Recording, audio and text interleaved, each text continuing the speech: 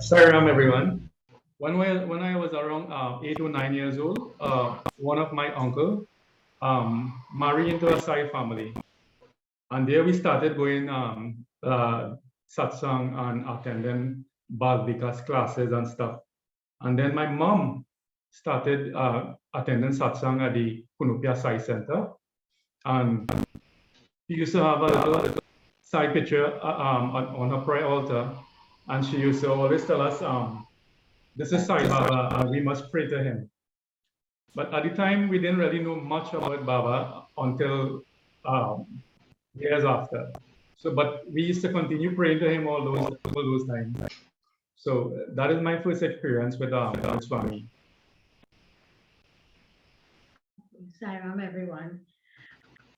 Growing up in a Hindu home in City with my stepmom and dad and my sister Sherry, we were always exposed to all religions and all faiths.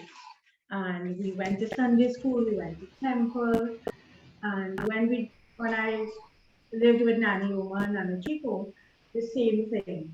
And Nani saw Baba walking in her home. She was sitting and she saw Baba walking towards her. And from that day, we did a Sai satsang for her. And that was really a momentous occasion to actually see him. And then when I was going through a very difficult period, I started reading his literature in the library of the school I was teaching. A difficult period at work. And I think they say Swami finds you. And I just went to the library one day, very, very despondent. And I was just looking through the library and I got his book, with My Sai and I. And I started reading the literature. And from then on, our family started doing Sai satsang at home, doing our little puja and just looking at, believing and looking at all his principles and just love. You just felt something moved in you, that he was just that unconditional love, such hope, such peace and everything. So we started doing our Sai Satsang. So that was the initial meeting with our loving Lord.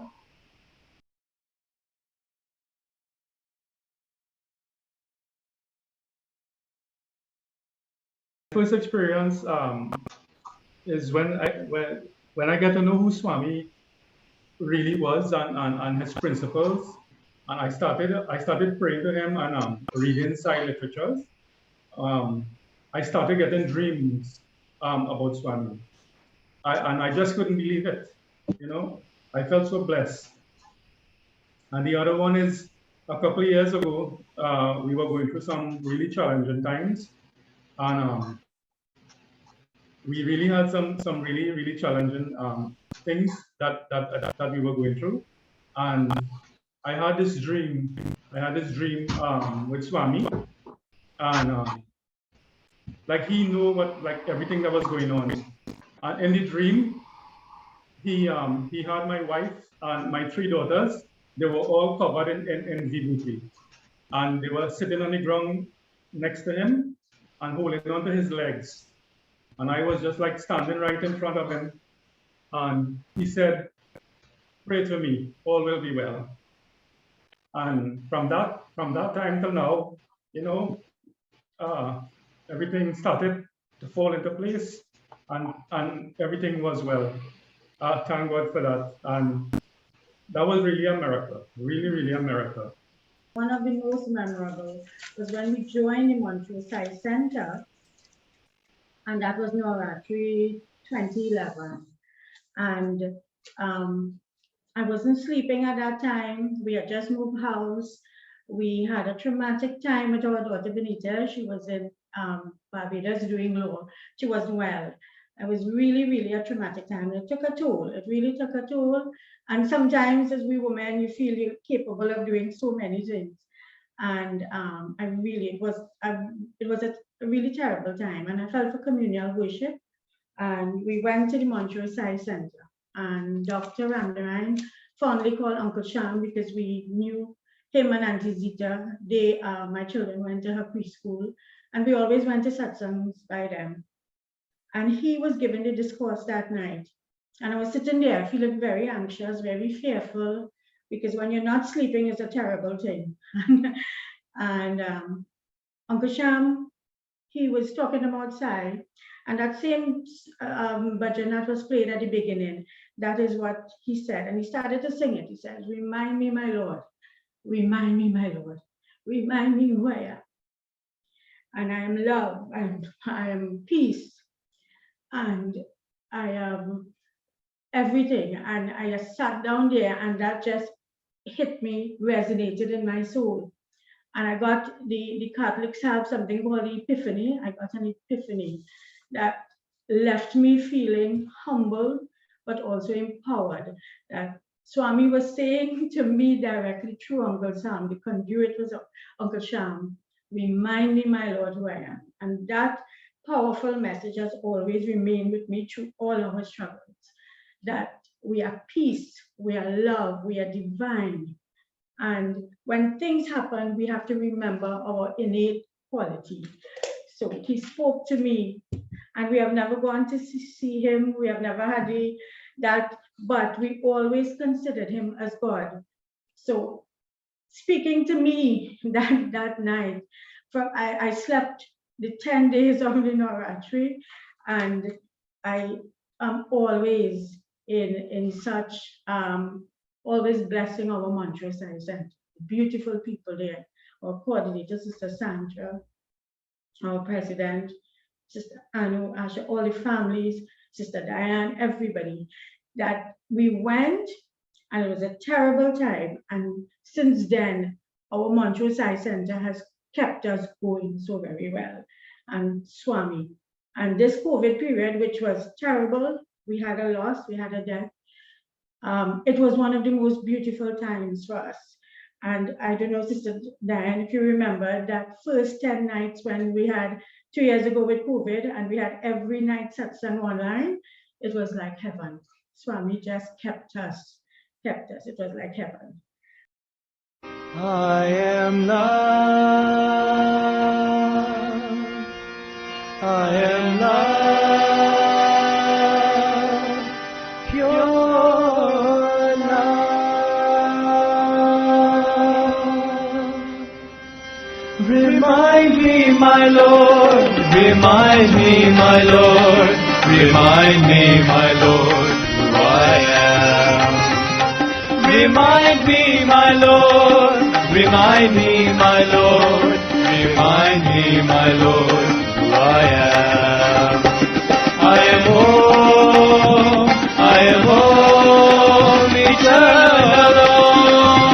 I am home. I am home, eternal. Through this life of distraction and of illusion, remind me, my Lord, who I am. Through this life of distraction and of illusion, remind me, my Lord, who I am. I am truth, I am peace, divine bliss. I am truth, I am peace, divine bliss.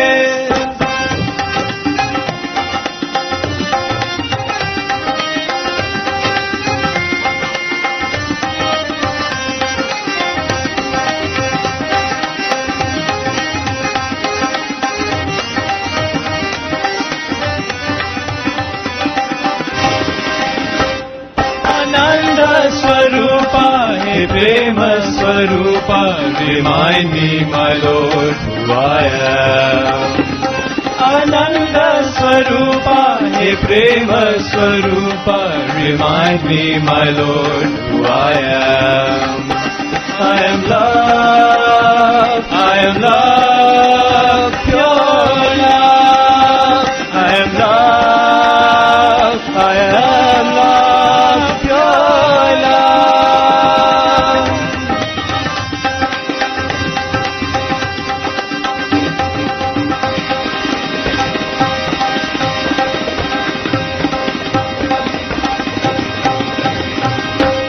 Remind me, my Lord, remind me, my Lord, remind me, my Lord, who I am. Remind me, my Lord, remind me, my Lord, remind me, my Lord, who I am. I am all eternal Lord. I am all eternal Lord. Through this life of distraction and of illusion, remind me, my Lord, who I am. In this life of distraction and of illusion, remind me, my Lord, who I am. I am truth, I am peace, divine bliss. I am truth, I am peace, divine bliss.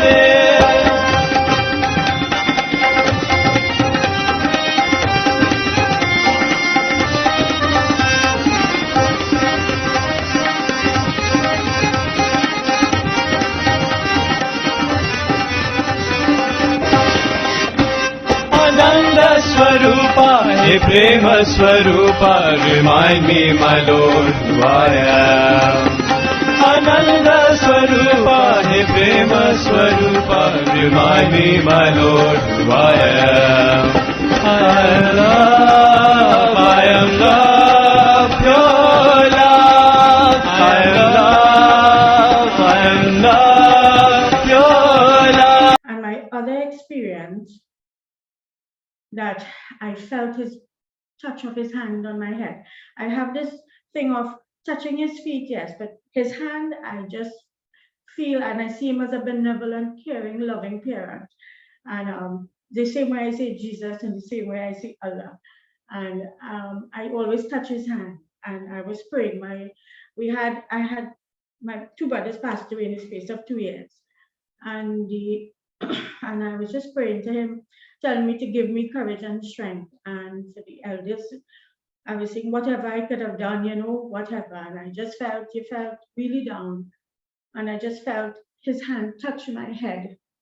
And we as parents, when our children come to us in any problems, you want to fix it. And that's how I just felt a touch on my head. And I felt so good and light and love over me. And I was able to cope. We were able to do that funeral. I blessed my husband. 12 days we waited on the body and many sacrifices to do the funeral, and Swami's grace, we were able to do it. And my sister and my brother-in-law, their sisters, and all the family, his family, everybody, and Sai family. It was just Swami's grace that everything just went well and we were able to cope. Because I'm the only sibling left to my cousins, and they always worry for me. And but he has given me such strength. And coping with death is something, if any of my family is on, they will tell you, I couldn't. When Nanny died, I didn't even go. The clothes that they brought her, I didn't even want to see anything. It was very difficult, very difficult. And Swami's grace and those memories have helped me to cope with that. I just see the soul going in his loving arms. So, and I hope it remains with me like that. Sarah, thank you.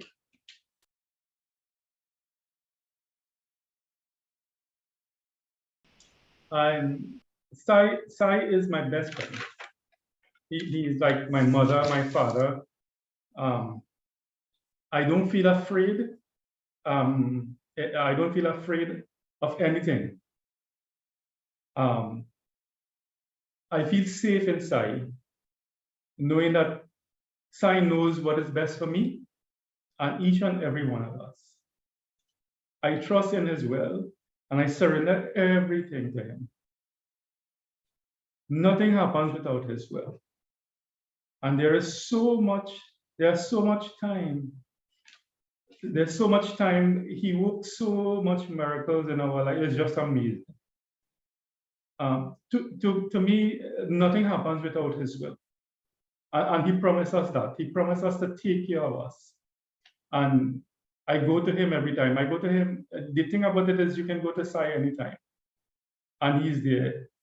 And he really worked miracles in our lives. And knowing that he's my friend, my everything. You know? So that's what Sai means to me. Yeah. Sairam again. Sai is the purpose of my existence. And as I said, I see him as a benevolent, caring parent. And when I pray to him, as he said, he's God, we are also God. And that gives you so much power. And all religion tells you that, you are divine. I think sometimes we forget that we have divinity in us and other people everyone has God in them. So that is why we are able to give a lot of grace. We give grace because if you see God in everybody, then you wouldn't want to hurt anybody. And if you hurt them, you pray for forgiveness. And I see him as just teaching us unconditional love. No conditions. It's a word we say, but sometimes we don't, I think we don't understand. No condition, no judgment. Even if people, and this is what he means to me. So I have to, he says, he used to say his life is his message. Now he's saying our lives is his message. So that is how I have to operate every day. I cannot say that I am a devotee of Sai and I don't give love and I don't give grace and I take offense and I complain and everything is an issue when he's teaching us. I have to be a good disciple. So that keeps me in line that I have to. And as a literature teacher, this is what we teach. I tell my students, I said, literature is like teaching religion. You teach non-judgment, empathy, consideration, to be kind, emotional intelligence, not to complain, and the energy you give out, So to me, that is the purpose of my existence. And if I am a Sai devotee, I really have to show his qualities.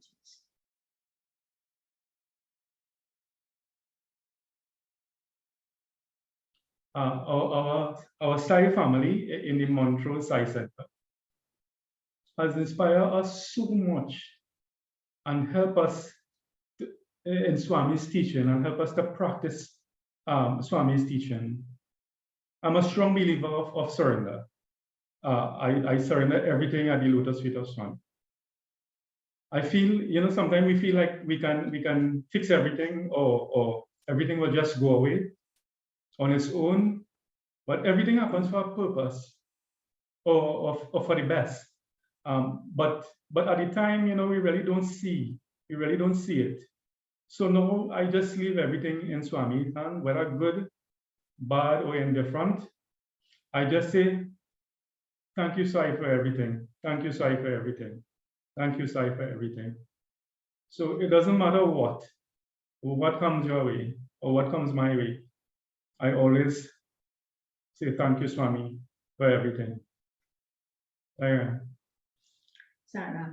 that is something I admire in my husband very much. And it's something my mother-in-law, Nanny Uma, and Mama Dolly, they taught us that whatever happens, you always give grace. So you always thank God and you look for the positive in it. Surrender and acceptance is something, thanks to Montrose Sai Center and our weekly satsang and reading his literature, we were able to, lots of things we could not surrender and accept.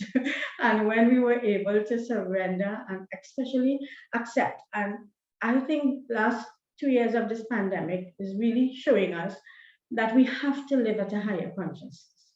It is we are all connected. Something happened in China and the whole world is still reeling from it and suffering, and so many lives. We are all connected and God is in all of us. And sometimes we just have to accept that things happen the way they are. Things happen in our Sai organization. Things happen and there is no judgment. It cannot, because not a blade of grass moves without our Swami knowing it and allowing it. And that is the presence of God.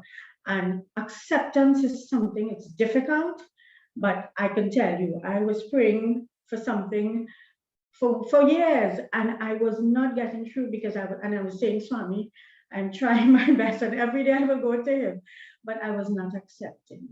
And I had to accept, I had to give grace, and I had to forgive. So surrendering it and no judgment. So when anything happens, what blessing can we get from it? And sometimes the silence. I did a discourse on power of thoughts and silence, and that transformed me. Because sometimes you don't need to say anything. There is no need to say it. If God is in everyone, you say a prayer. There is no need to make a big fuss about it. And the power of thoughts. Quantum physics, the scientists are telling us that at a cellular level, we have so much power. And Swami has been saying this all the time. All religions say it.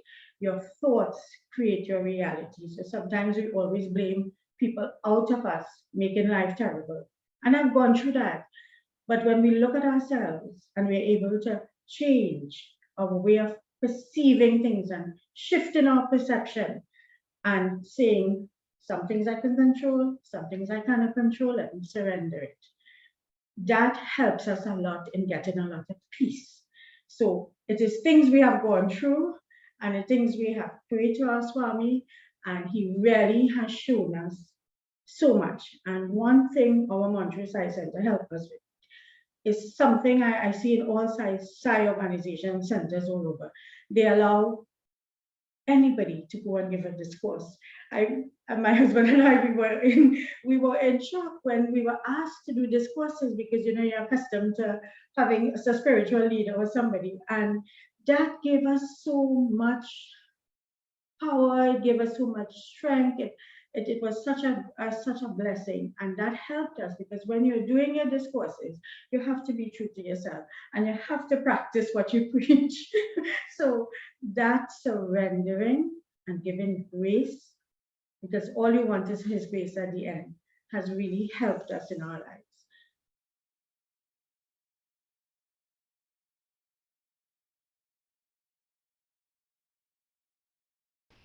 My advice is we must show love, we must show respect. We have to see God in everyone and everything. Appreciate one another. Like Swami said, love all, serve all. Be kind to all beings. Strengthen our family bonds. And surrender and leave everything to God. We have to be patient and contented with what we have. And just thank Sai for life. And like Swami said, live in the present moment. Do as much seva as possible. And always put Sai first. Always put God first.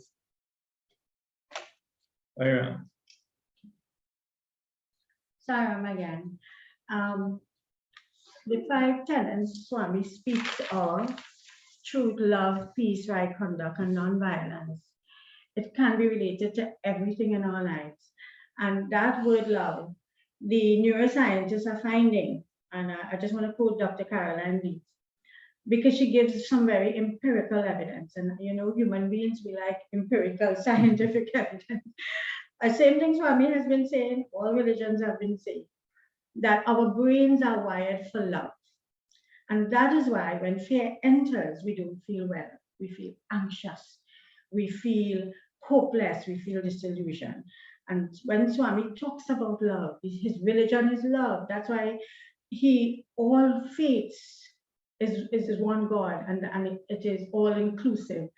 And she has shown in brain scans, thousands of brain scans, when people have hate and fear or they keep resentment in or whatever, it shows up in the brain.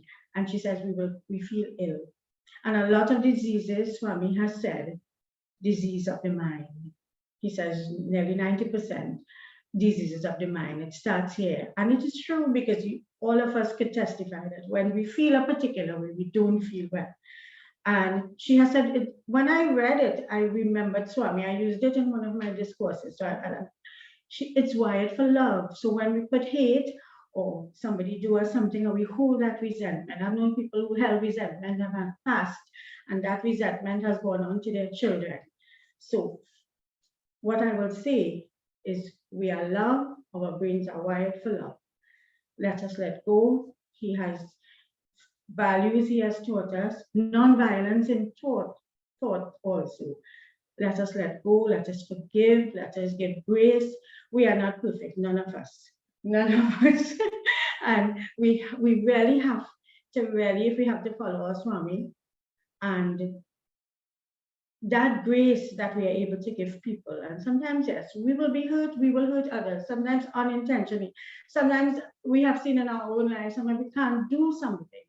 And people might hold that in mind or something like that. And sometimes you don't know what people are going through. We don't know. Hurting people hurt others, all sorts of things. So the non-judgment, the giving the grace, the surrendering, to be kind. And it's the same thing I will tell you. I teach my students, same thing our literatures in English will teach. At the end of the day, looking, not judging others because we don't know. There's a line in To Kill a Mockingbird, and Atticus says, we can't judge until you walk around in a person's moccasins in their shoes. So sometimes people hold things against you and they don't know the situation you are, or you hold things against them, they don't know. And our Swami has taught us non-judgment, non-violence, not only physical, but in just the thought, forgiveness, caring. There's so many things he has taught us, that unconditional love. And when I heard about that brain scan and showing actually how fear and anxiety really, it configures the brain in a particular way. And when a person feels love, how that affects them. I said, this is what we have been taught in this organization. This is what all religions teach. And I always say, Jesus said it so beautifully. You know, love God with all your heart and love your neighbor. There is no division. Allah talks about love all the time, peace and love.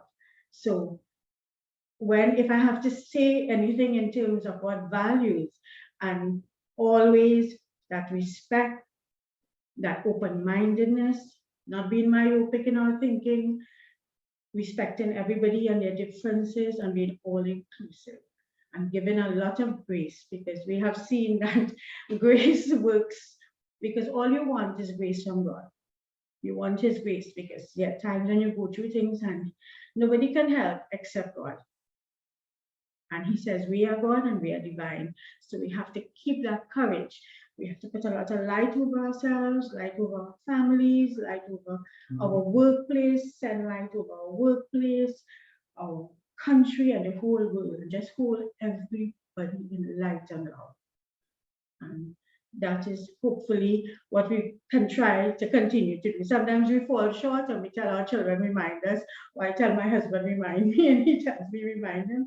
And we have our Sai Center, our Montreal Sai Center, every week, keeping us connected with our Swami. Sarah. Sairam. David, you spoke a little bit on this just now, but I wanted to still ask both of you if you can tell us how do you implement Swami's teachings into your jobs?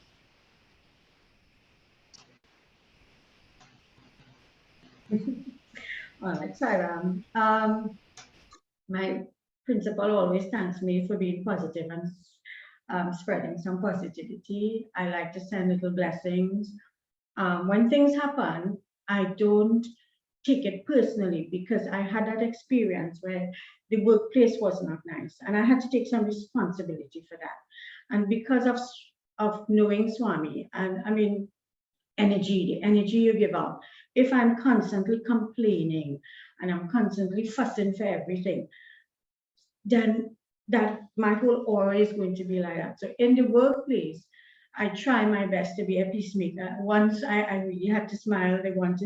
Somebody wanted to say something about somebody and they found me. They said I would be able to say something nice. Now this is my workplace. Not everybody might think that about me. Somebody might have an interaction and me not. So you have to you understand these things. But the energies you give out, and there are things we can control and there are things we cannot control.